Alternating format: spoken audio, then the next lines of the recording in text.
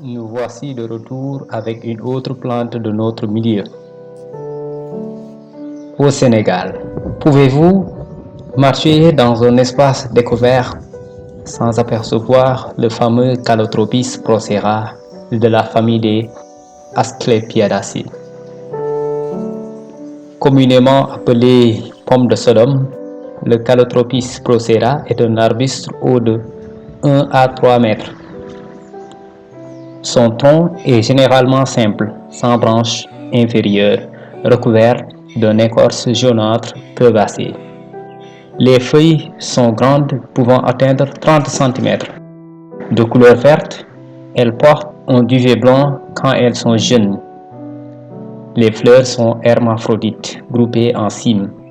Le fruit est un follicule ovoïde, rempli d'air et de bourre soyeuse de la grosseur d'une mangue.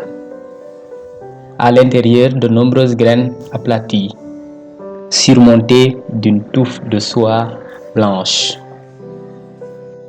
Toutes les parties de la plante exsudent un latex blanc, de notoriété toxique. Même si la science que nous avions sur cette plante tend à disparaître, tellement il est dénué d'importance selon nous, le Calotropis procera occupe ou avait occupé une place assez importante dans la pharmacopée traditionnelle. En effet, cette plante est une de celles qui fournissent à la médecine les écorces de mudar, réputées toniques, diaphorétiques et antisyphilitiques. Le sucre caustique est utilisé comme résolutif et comme révulsif rubéfiant contre les douleurs rhumatismales ou sur la poitrine contre la toux. Attention, en quantité, c'est un poison violent. Quant aux feuilles, on leur attribuait la propriété de clarifier l'eau. La macération aqueuse de ces feuilles est un bon vermifuge. Les feuilles et les écorces du tronc pourraient avoir une action sur le cœur et la circulation. La poudre des tiges séchées ajoutée à la soupe est antidiarrhéique et stomachique. L'écorce des racines est amère et âcre, avec des propriétés émétiques. Séchée et réduite en poudre et ajoutée à la soupe, elle est stomachique et constitue un bon traitement des coliques. Elle est considérée comme galactagogue pour les femmes, parce que favorisant la sécrétion de lait. Les écorces de racines sont employées contre la lèpre. On les prend soit en poudre, soit en décoction, soit en bains médicinaux.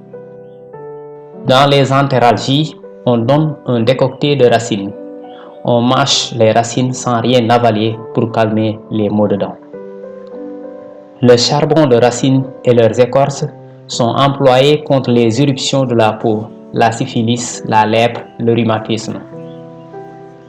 Le latex de la plante a servi à soigner de petites plaies, les morsures de différents animaux, les poux de volaille. Certaines peuplades l'utilisent pour faire cailler le lait.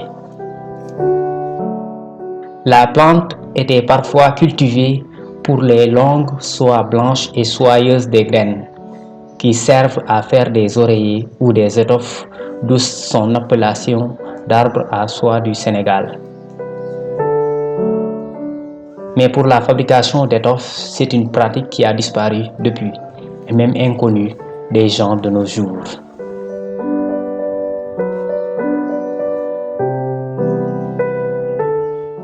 Le Calotropis, du fait de la toxicité de tous ses organes, est à utiliser avec modération.